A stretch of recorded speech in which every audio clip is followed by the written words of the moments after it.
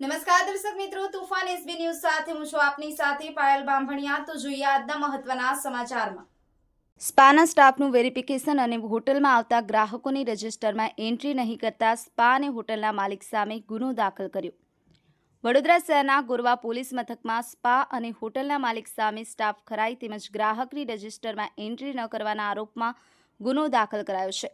Police સૂત્રોના જણાવ્યા અનુસાર જમ્મુ કાશ્મીરના પહલગામમાં આતંકી હુમલાને ધ્યાનમાં લઈ અને સર્જાયેલી હાલની પ્રવર્તમાન સ્થિતિને લઈને પોલીસ મથક વિસ્તારમાં આવેલી હોટેલોમાં પોલીસ દ્વારા ચેકિંગ અને સર્ચની કામગીરી હાથ ધરવામાં આવી છે, જે અંતર્ગત ગોરવા પોલીસ મથકના પોલીસ ઇન્સ્પેક્ટર કે.એન. લાઠિયાવાળાએ police inspector Shri સી.એચ.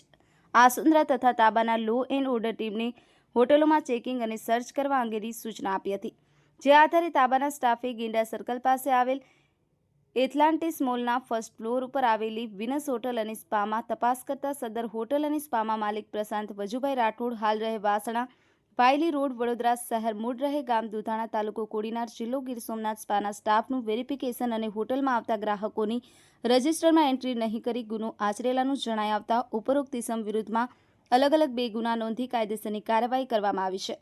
Shafiq Patel, Toofan SB news, Amod.